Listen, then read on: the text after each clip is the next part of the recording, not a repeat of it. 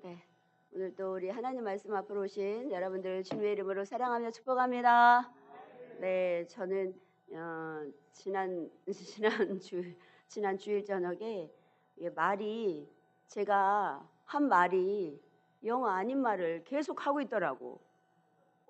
저 지금 문제가 있는 것 같아요. 일단 오늘 말씀을 함께 읽고 말씀 나누도록 하겠습니다. 마태복음입니다. 예수님 탄생이니까 동방 박사에 대한 얘기 그리고 그의 별이라는 말이 나오거든요. 이거에 대해서 한번 말씀을 나누도록 하겠습니다. 마태복음 2장 1절부터 12절입니다. 우리 함께 또박또박 읽겠습니다. 시작. 헤롯 왕 때에 예수께서 유대 베들레헴에서 나심에 동방으로부터 박사들이 예루살렘에 이르러 말하되 유대인의 왕으로 나신 이가 어디 계시냐? 우리가 동방에서 그의 별을 보고 그에게 경배하러 왔노라 하니 헤롯 왕과 온 예루살렘이 듣고 소동한지라.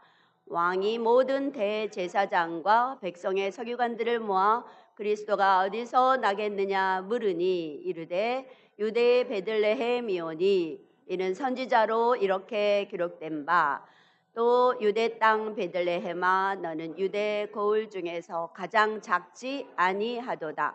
내게서 한 다스리는 자가 나와서 내 백성 이스라엘의 목자가 되리라 하였음이니이다.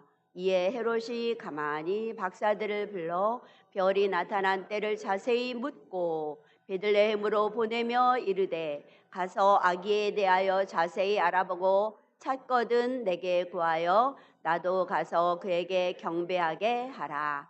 박사들이 왕의 말을 듣고 갈새 동방에서 보던 그 별이 문득 앞서 인도하여 가다가 아기 있는 곳 위에 머물러 선 있는지라.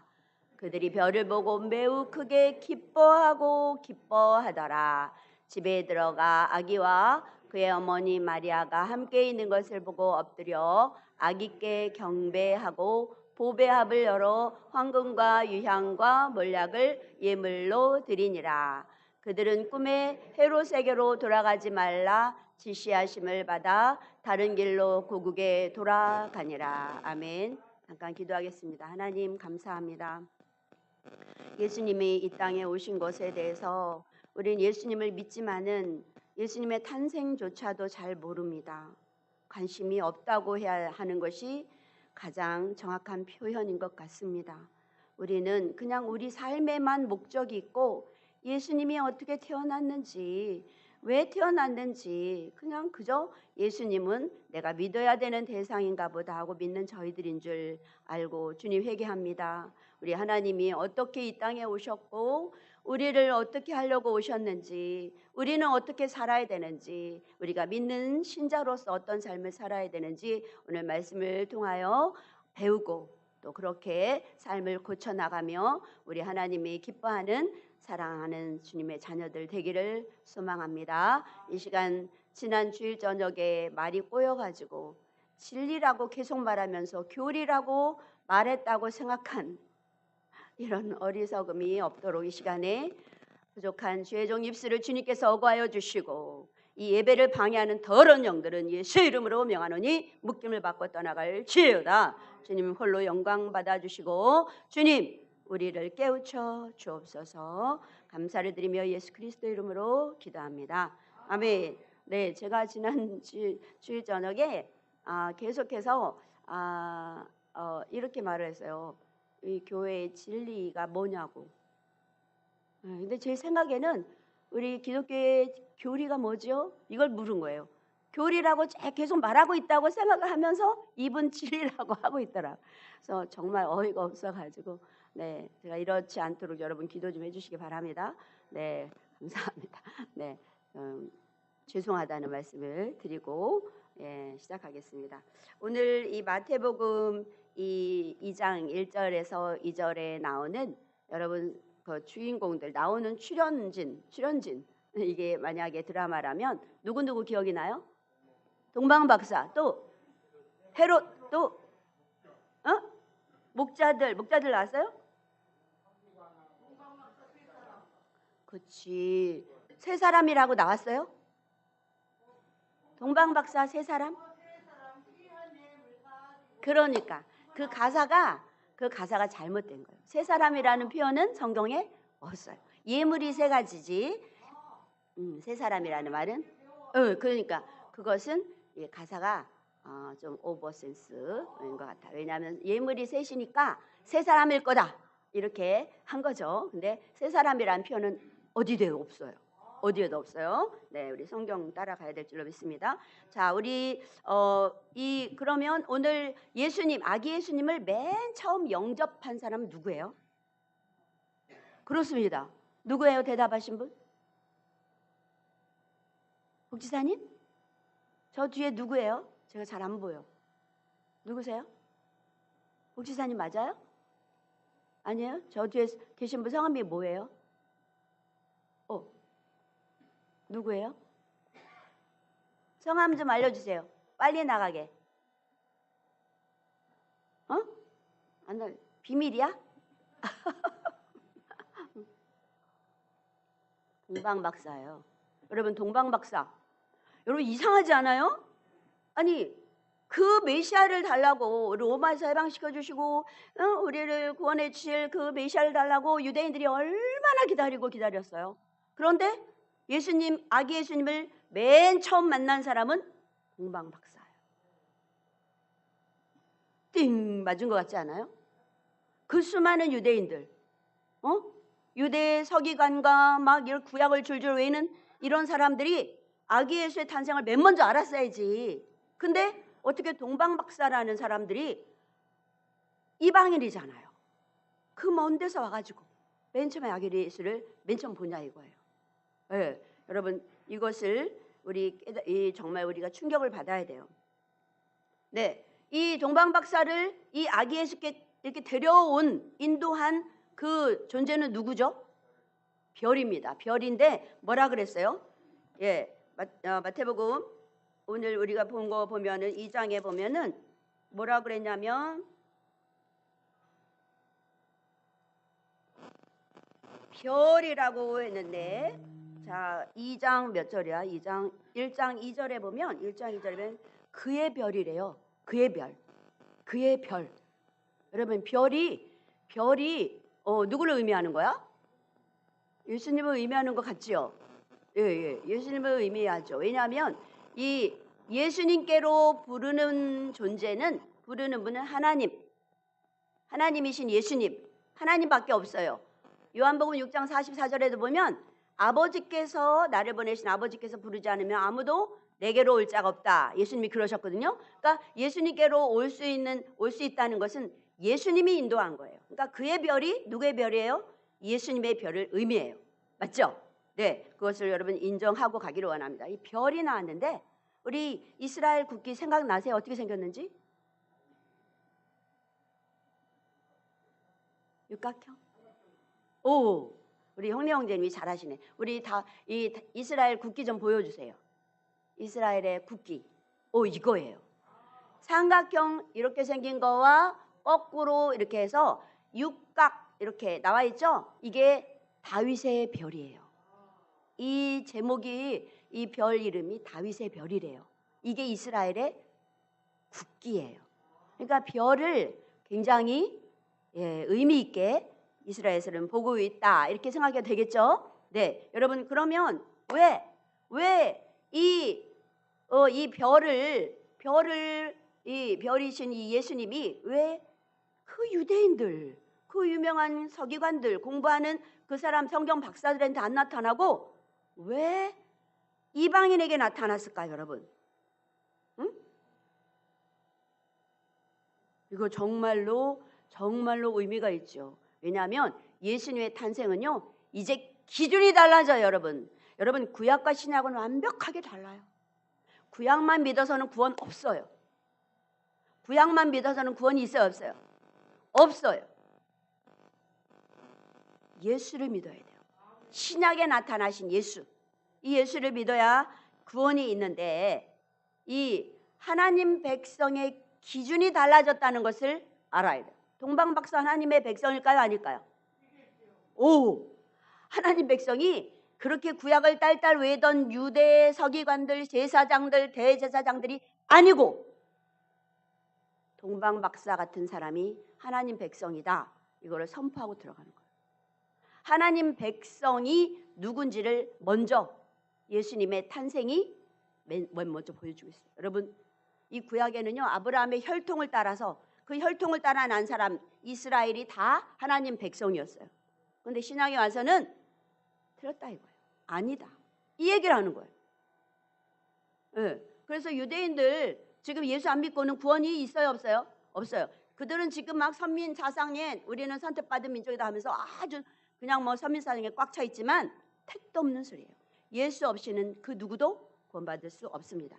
네. 여러분, 예수님이 오시는 거, 예수님이 기준으로 돼서 달라지게 많이 있죠. BC와 AD. 시대가 둘로 딱 나눠져요. 여러분, 예수님의 탄생은 어마어마한 일이에요. 달력이 바뀌었잖아요. 달력이 예수님이 탄생하신 지금 2022년이라고 이렇게 보고 있는 거잖아요. 그렇죠? 이렇게 모든 것의 기준을 다 바꿔놓는 일을 하신 거예요. 자, 이제 우리 새 이스라엘. 그러니까 구약의 이스라엘은 그냥 이스라엘이잖아요. 혈통적 이스라엘인데 이제 신약의 동방박사 같은 이런 사람들을 새 이스라엘이라고 말하는 거예요. 영적인 이스라엘이라고 합니다.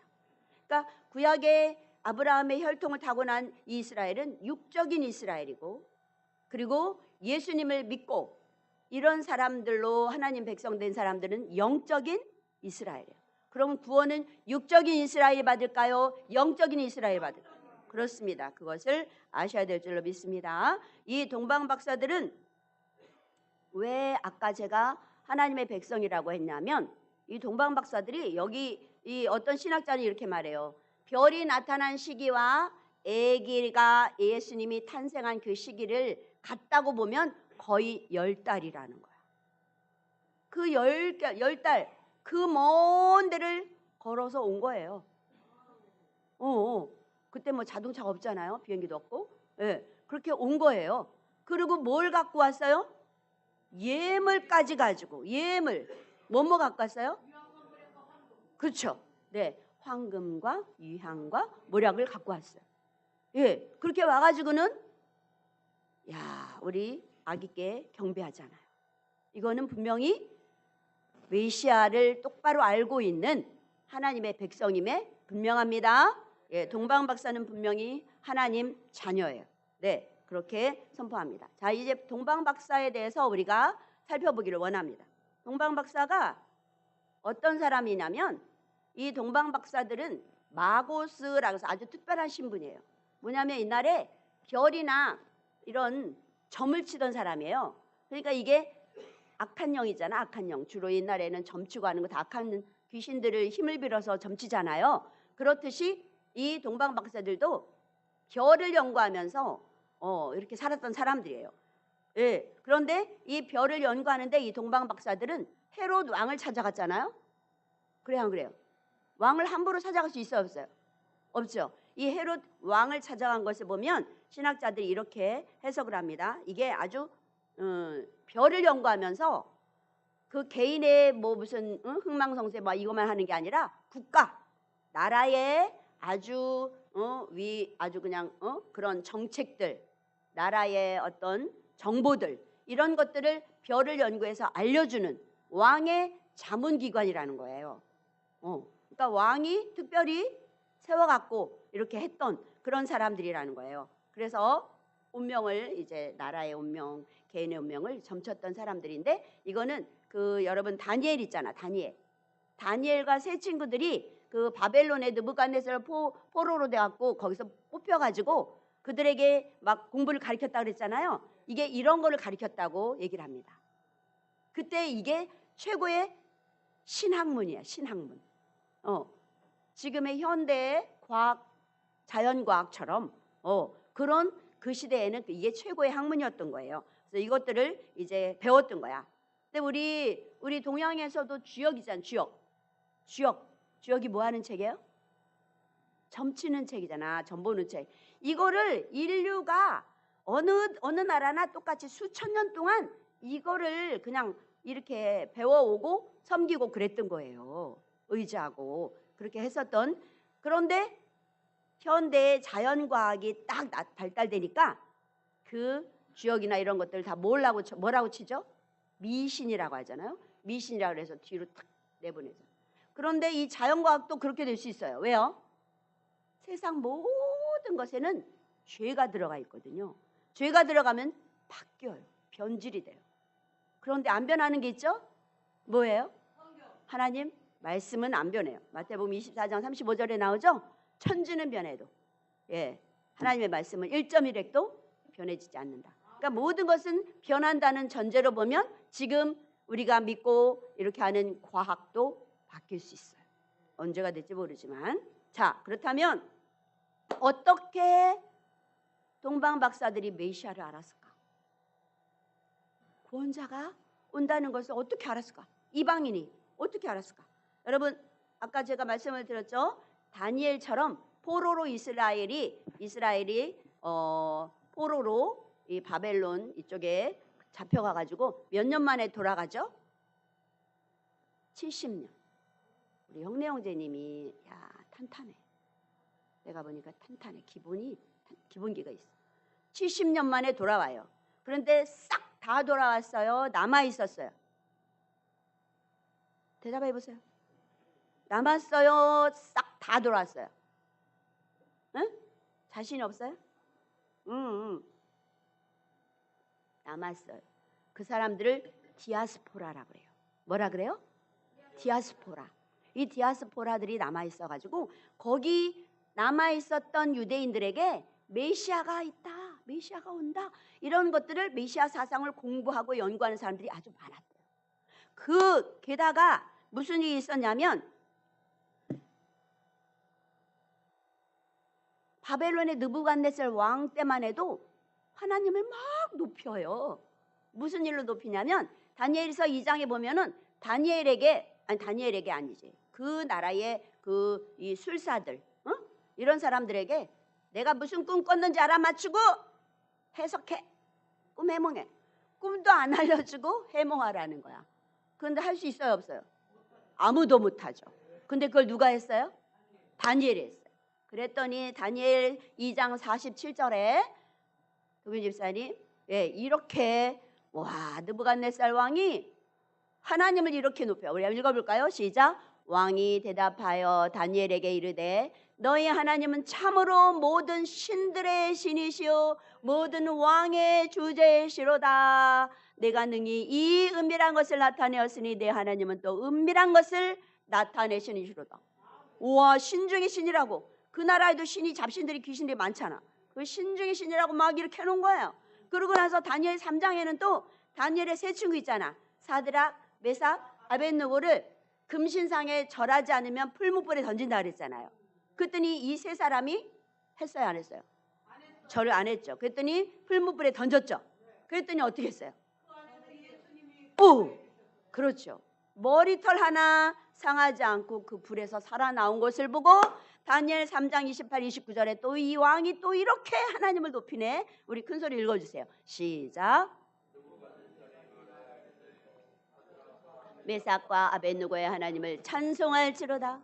그가 그의 천사를 보내사 자기를 의뢰하고 그들의 몸을 바쳐 왕의 명령을 거역하고 그 하나님 밖에는 다른 신을 섬기지 아니하며 그에게 절하지 아니한 종들을 뭐한 거야? 밑에가 안 보이네. 네. 구원하셨도다. 29절 시작. 그러므로 내가 이제 조서를 내려놓으니 각 백성과 각 나라와 각 언어를 말하는 자가 모두 사드락과 메삭과 아벳느고의 하나님을 경솔히 말하거든 그 몸을 쪼개고 그 집을 걸음터로 똥똥 변소로 만들지니 이는 이같이 사람을 구원할 다른 신이 없음이니라. 우와, 이러니 그 바벨론 사람들이 우와, 그 하나님 나도 믿을래 이러게 했어요? 안 그러겠어요? 네, 이때 아마 많이 하나님 백성들이 생겼을 거예요. 분명히 이스라엘은 망해갖고 포로로 갔는데 하나님은 거기서 하나님 백성들을 그렇게 만든 거예요. 할렐루야. 우리 멋진 하나님. 네, 이렇게 백성들이 생겼을 거라 이겁니다. 그때에 동방박사가 아마 동방박사들도 그런 사람들과 함께 메시아가 누구야? 아, 메시아가 온다고? 이걸 공부했을 거라 이거예요. 그래서 이제 이 동방박사들의 말을 보면 또 이들의 신앙을 알 수가 있는데 뭐라 그러냐면 2절에 보니까 유대인의 왕으로 나신 이가 어디 있느냐 그러는 거예요. 유대인의 왕이래요. 유대 왕하고 유대인의 왕은 같아요, 틀려요? 유대 왕, 유대인의 왕. 유대는 유대 땅의 왕이에요.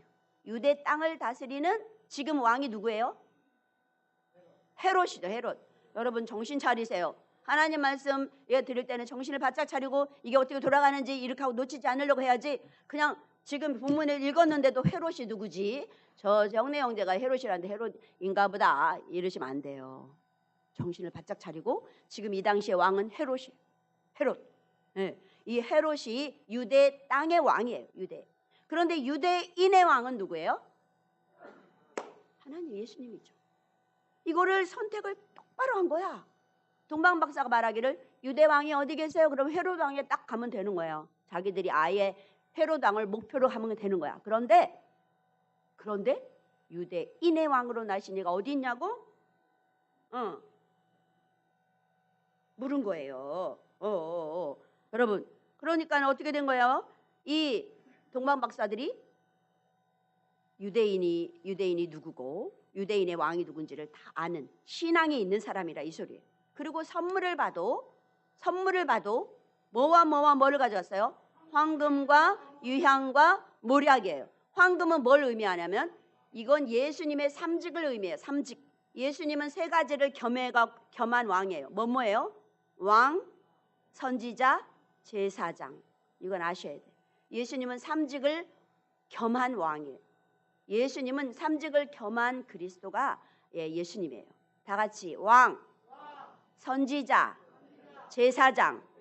이 황금이 왕을 의미해요. 왕을 의미해요. 그리고 유향 있잖아. 유향은 제사장들이 분향단에서 백성들을 위해서 기도하잖아요.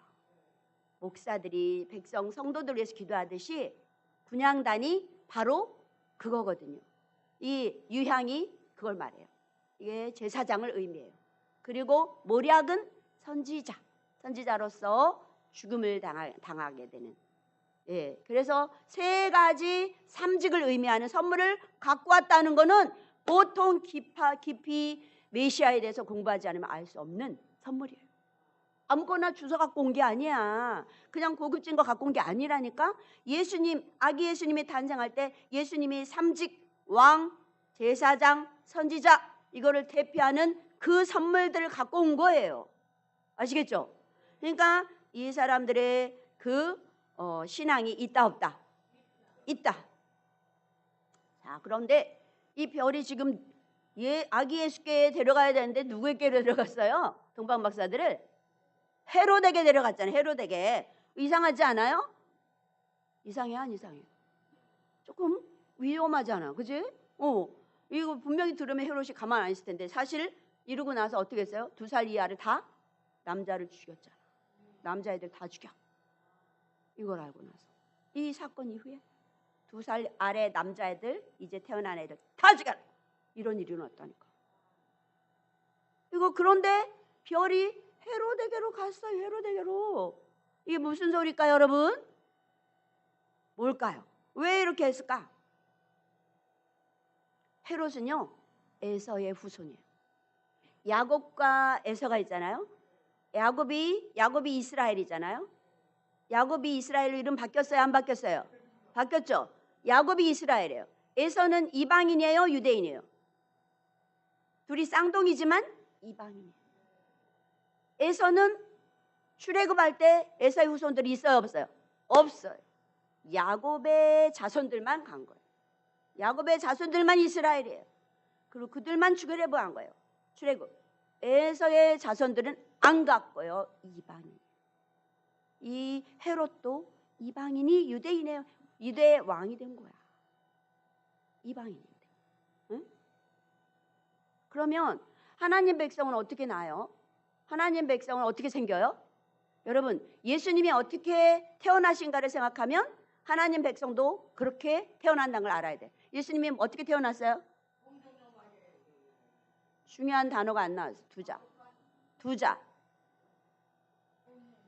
성령이지. 지금 성령이라고 하신 게 누구예요? 고경호 성도님인가? 맞아요? 성령. 여러분, 성령으로 예수님이 탄생됐잖아요. 그래서 예수님의 자녀들, 하나님의 자녀들도 성령으로 태어납니다. 이 육적인 이스라엘 아니에요. 혈통, 피로 아니에요. 이제는 하나님의 자녀는 아브라함의 후손의 그 피를, 그 자손들 아니라니까. 예수님처럼 성령으로. 여러분, 이 자리에 성령 받으신 분 손 들어보세요. 어머나 안 드신 분은 누구지 이거? 여러분, 성령이 아니고서는 예수를 주라고 시인할 수 없다 그랬어요. 예수님이 주가 아니신 분 손 들어보세요. 예수님은 내 주가 아닙니다. 없잖아요. 그럼 다 성령 받은 거예요. 할렐루야. 그러면 여러분은 하나님의 자녀예요. 아시겠죠? 네. 하나님의 자녀는 이제 육적인 이스라엘 끝났다니까. 구약 아니라니까. 이거를 선포하기 위하여 헤롯에게 먼저 간 거예요. 너 끝이야. 너 아니야. 너 가짜잖아. 이거를 선포하는 거예요. 그러니까는 무슨 일이 일어났어요? 예? 3절에 보니까 헤롯 왕과 온 이스라엘 예루살렘이 듣고 소동했대. 난리가 났대. 기뻐해야지. 왜 난리가 나요? 기뻐해야지. 메시아가 왔다는데 기뻐해야 되는데 온 이스라엘이 난리가 났어. 소동이 났어. 이건 무슨 소리야? 다 가짜란 소리야. 가짜가 진짜가 나타나니까 가짜가 날린 거예요. 예수님이 귀신 들린 자에게 나타나면 발광을 하고 자빠지고 난리죠. 개거품을 불고 쓰러져 귀신 나가죠. 그것처럼 진짜가 나타나니까 난리가 난 거예요. 자, 우리 이 성령을 우리가 언제 받았냐면 오순절 때. 오순절 마가 다락방에서 120문도가 너희들 예루살렘 떠나지 마라. 예수님이 승천하시면서 그랬어요. 너희들 예루살렘 떠나지 마라. 그리고 약속하신 것을 받기까지 절대 떠나지 마라. 그랬죠? 약속하신 게 뭐예요? 성령이에요. 성령. 거기 모였던 사람들이 누구냐 하면 사도행전 2장 5절 보니까 천하 각국에서 보세요. 읽어보세요. 시작. 그때 경건한 유대인들이 천하 각국으로부터 와서 예루살렘에 머물러 있더니 이 사람들이 성령을 받고 천하 각국으로 또 흩어진 거야. 예루살렘에 핍박이 있었잖아요. 핍박이 있으니까 못 살아. 다 천하 각국으로 흩어졌어. 그래서 예수님이 오셔서 하신 말이 잃어버린 양을 찾으러 왔다 그래요. 잃어버렸대요. 다 흩어져 있으니까. 네, 그 사람들을 찾으러 왔다고 예수님이 말씀하시는 거예요. 아시겠죠? 이 천하 각국에서 왔던 이 유대인들이 성령을 받고 다 흩어진 거예요. 지금 우리처럼 이스라엘 사람이 아니지만 성령을 받은 우리가 바로 하나님 자녀인 줄 믿으시기 바랍니다. 이렇게 예수님은 헤롯에게 나타나서 너 가짜야.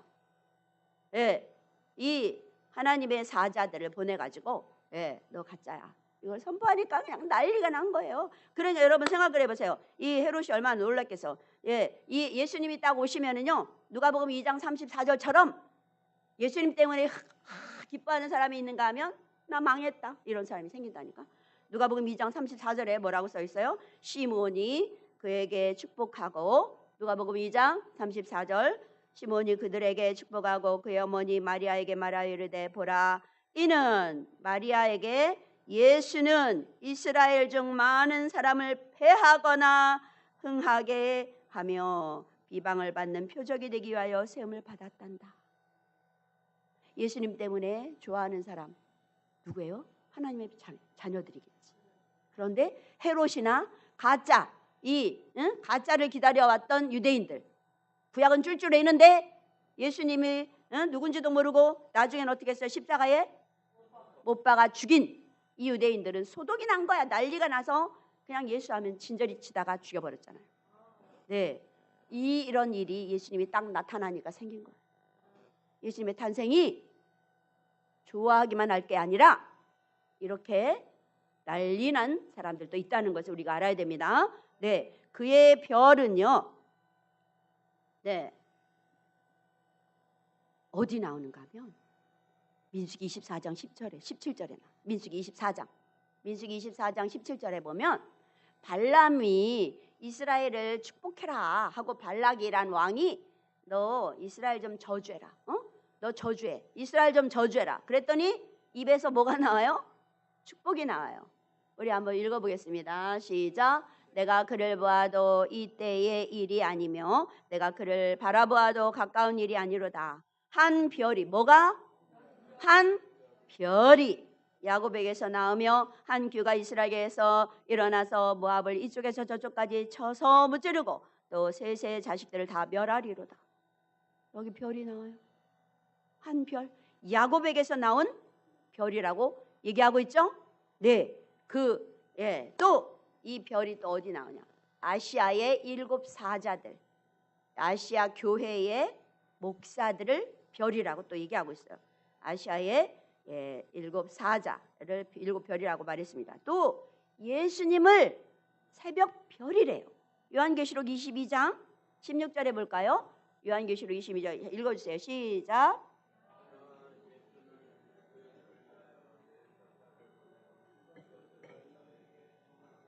나는 다윗의 뿌리요 자손이니 곧 광명한 새벽 별이라. 별이 예수님이 이렇게 새벽 별이라고 성경에 기록하고 있어요.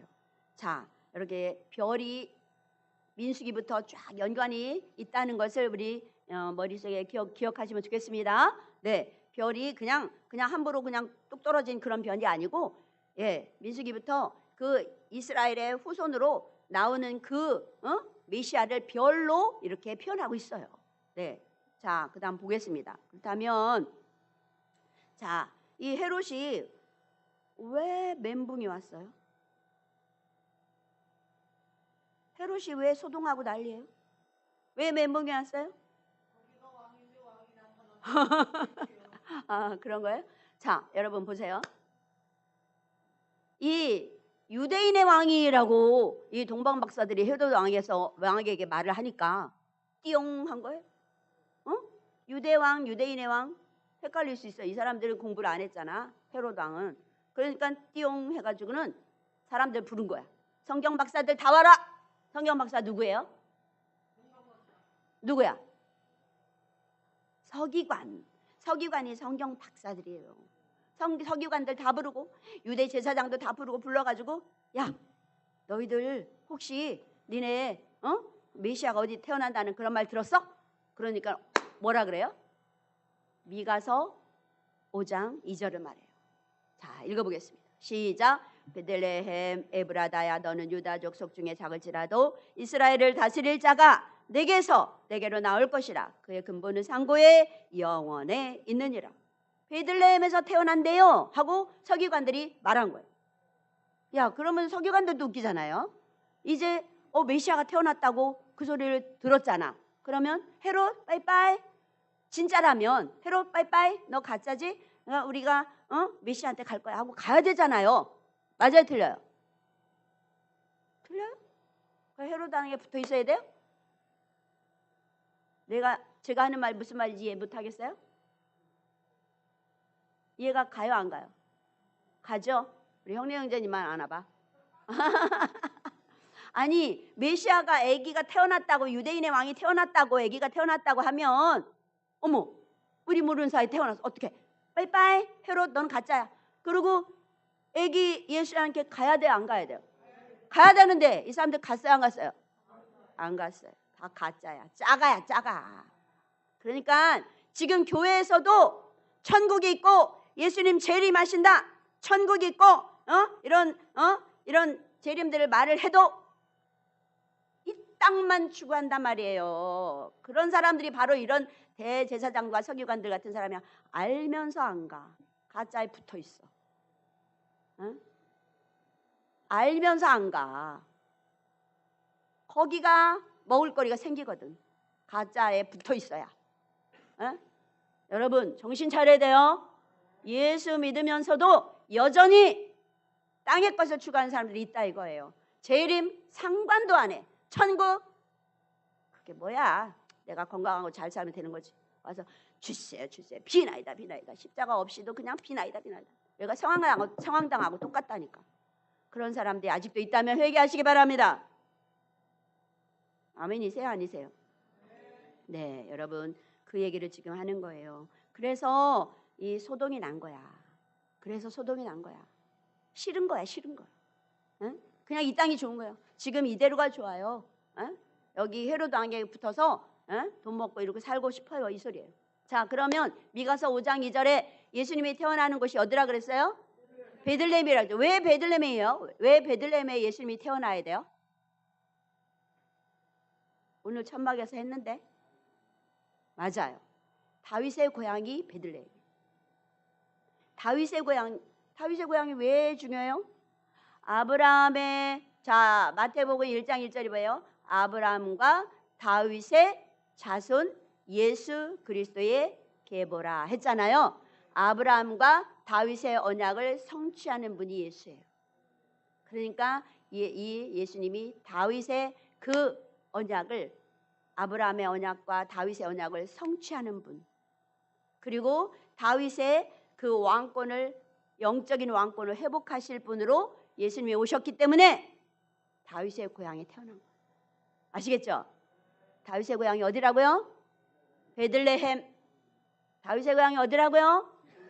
베들레헴. 그거 좀 알아두세요. 저기 잠이 오면 꼬집으세요. 꼬집어. 정신을 차리고 들을 생각을 해야지.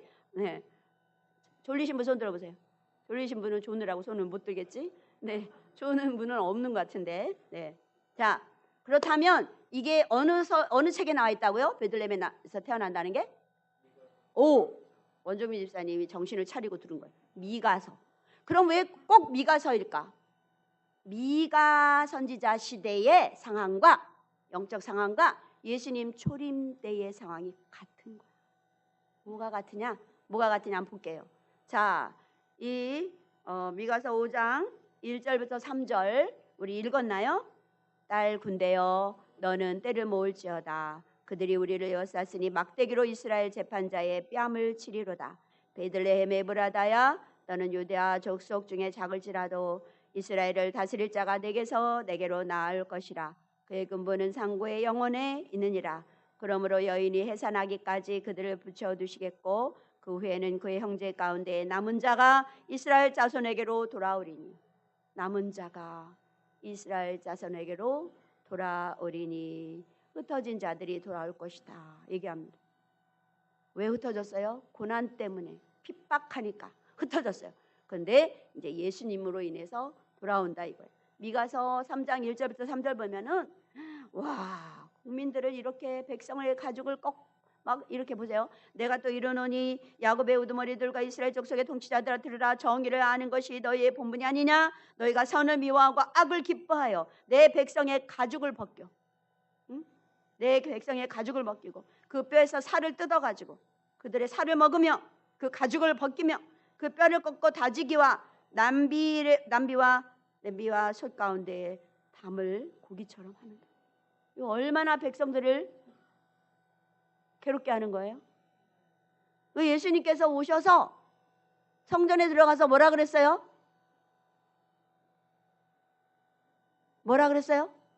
강도의 구려를 만들었다 그랬어요. 같아요. 여러분, 예수님의 초림 때가 예수님의 재림 때도 마찬가지일 거예요. 앞으로도 마찬가지. 앞으로도 점점 하나님의 백성들을 핍박하고 고난 속에 집어넣는 그런 환경이 올 거예요. 그때 예수님 오십니다. 네, 우리가 그래서 우리 요한계시록에는 재림 때의 상황이 요한계시록 17장 18장에 뭐라 그랬어요? 성도들의 피에 취해 있대. 성도들의 피해 있대. 그거 아니고 17, 18장. 네, 성도들의 피에 취해 있대. 교회는요, 목사, 지도자들에게 달려있어요. 우리 지도자들 위해서 기도하시고, 담임 목사님 영적 상황, 부목사 영적 상황 중요합니다. 여러분 기도해 주시기 바랍니다. 특히 담임 목사님 영적인 건강, 육적인 건강 정말 기도해 주셔야 됩니다. 그래서 예수님께서 말씀하신 거예요. 수고하고 짐진 자들아 무거운 짐진 자들아 다 내게로 오라. 마태복음 11장 28절이 뭐예요? 수고하고 무거운 짐진 자들아 다 내게로 오라. 내가 너희를 쉬게 하리라. 이게 무슨 짐이에요? 제가 여태 죄짐인데 죄짐이 아니고 무슨 짐이에요 이게? 해석을 하면 율법. 율법을요. 제사장들 이 율법 선지자들이 613개 조항으로 다 잘라가지고 다 걸리게 만들었어. 걸리면 이게 다 죄야. 그러면 제사를 지내야 돼, 안 지내야 돼? 제사 지내면 누가 부자가 돼? 주머니가 든든해져? 제사장들. 그렇게 한 거예요. 예수님 당시. 율법을 613개 조항으로 만들어갖고 다 죄에 걸리게. 그래서 나 죄 졌어요 하고 제사 지내고. 이럴 때일수록 제사장들은 주머니가 든든해지는 거예요. 이런 일들이 있었어요. 자, 이제 정리하겠습니다. 제가 시간을 너무 썼나 보다. 자, 여러분, 동방 박사들은 무엇을 위해 그 먼 길을 달려왔어요? 그래요. 예배드리려. 지금 말하면 예수님께 예배드리려. 예수님께 절하려고. 이게 예배거든요. 이 예배에 목숨을 걸었는데, 단 한 번의 예배에 목숨을 걸었는데, 자, 한 번에 그 예배에 목숨을 걸었는데 구약을 쫄쫄하던 유대인들은 어디 갔어요? 어디 갔어요? 예수님 탄생에 관심도 없어요. 관심도 없고 이방인 동방 박사들은 와서 그 한 번의 예배를 위해서 몇 달을 걸려 수고해가지고 예물을 준비해서 단 한 번 예수님 만나서 경배하고 고국으로 갔다고 2장 12절에 말해요. 마태복음 2장 12절에 고국으로 갔대요. 그들의 고국이 어디예요? 고국이 어디예요? 하늘. 그 후에 동방 박사를 안 나와요. 하나님께로 간 거예요, 여러분. 하나님 나라로 갔다는 표현만 나와요. 여러분, 예배가 이렇게 중요한 거예요. 동방 박사는 그 한 번의 예배를 위해서 몇 달을. 그런데 이 안에 살면서 안 내려와. 이거 하나님이 어떻게 보실 거라고 생각해요? 다른 데 살면서 안 오는 것도 아니고 이 안에 살면서 예배를 안 드려 내려온다니까. 안 내려온다니까요. 죄를 깨달으시기를 바래요. 동방 박사는 몇 달을 걸쳐서 그 단 한 번 예수님께 경배하려고 그렇게 왔어요. 예배, 여러분, 예배에 목숨 걸었어요. 동방 박사. 우리도 그렇게 되기를 소망합니다. 이게 마태가 본 시각이에요. 유대인들, 그 혈통 자랑하던 하나님의 자녀들은 관심도 없는데, 예수님 탄생에 관심도 없는데, 이방인은 그걸 알고 먼 데 와가지고 단 한 번 예배드리고 갔다. 그리고 마태복음 27장 54절에도 보면 백부장이 이런 진실로 하나님의 아들이었도다. 이방인이에요. 이방인이 고백해요. 이방인이 고백해. 유대인이 고백한 게 아니야. 하나님의 아들이라고. 예수님 십자가에 죽으실 때 안 해요. 십자가에 죽였어요. 유대인들을 오히려. 자, 그리고 이 예수님을 너무 기뻐했대. 동방 박사들. 2장 10절 보니까 기뻐하고 기뻐했다. 가장 크게 기뻐하고 기뻐하더라. 예수님 만나는 걸 기쁨으로 와야 되는데 예배드리러 인상 바가지로서 괴로운 시간 이러고 내려오지 마시기 바랍니다. 네, 기쁨으로 오셔야 기쁨. 자, 정말로 중요한 게 나와요. 2장 11절 함께 읽겠습니다. 시작.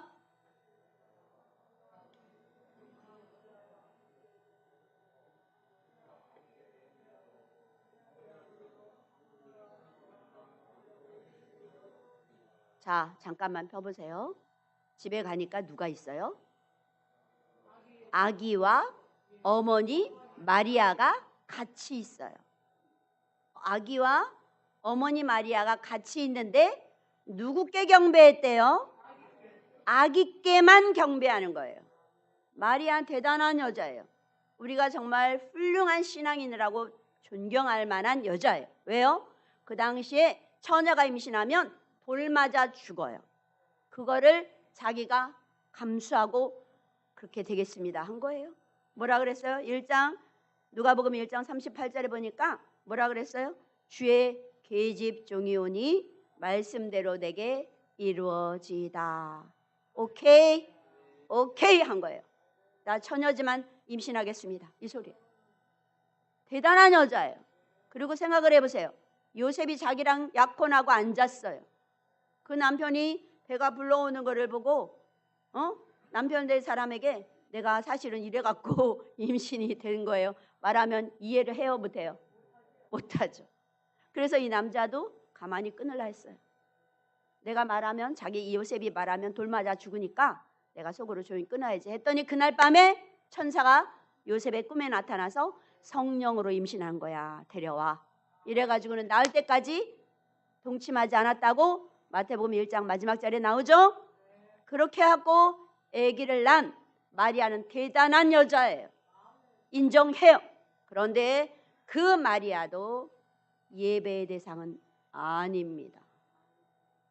경배의 대상도 아닙니다. 기도의 대상도 아니에요. 아시겠죠? 여러분 지금 천주교가요 정말 엉터리 짓을 많이 하고 있어요. 마리아 승천설 뭐 이상한 말. 마리아가 처녀설 완전 처음부터 끝까지 처녀였대. 무슨 소리예요? 남자아이를 4명이나 낳았잖아요. 야고보, 요셉, 유다, 시몬. 그리고 누이들 2명 이상 있잖아요. 무슨 처녀야?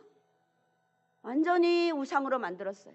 이거 큰 회개감입니다. 네, 우리의 경배 대상은 누구만? 예수님만. 여러분의 왕은 누구예요? 예수 한 분인 줄 믿습니다. 예수 한 분만 나의 왕이신 분 손들어 주세요. 네, 오늘 말씀을 듣고 나의 왕 예수 한 분 이걸 아셨다면 오늘 성공한 겁니다. 네, 여러분 예수님을 마음에 모시고 그러면 평강이 있어요. 어떤 일에도 흔들리지 않아요. 평안이 넘치고 기쁨과 감사가 넘쳐날 줄 믿습니다. 네, 그렇게 우리 예수님과 함께 마지막 그날까지 승리하는 저와 여러분 되시기를 주님의 이름으로 축복합니다. 할렐루야. 네, 우리 마리아는 경배 대상 아니라는 거 확실히 아시겠죠? 네, 우리 함께 찬양.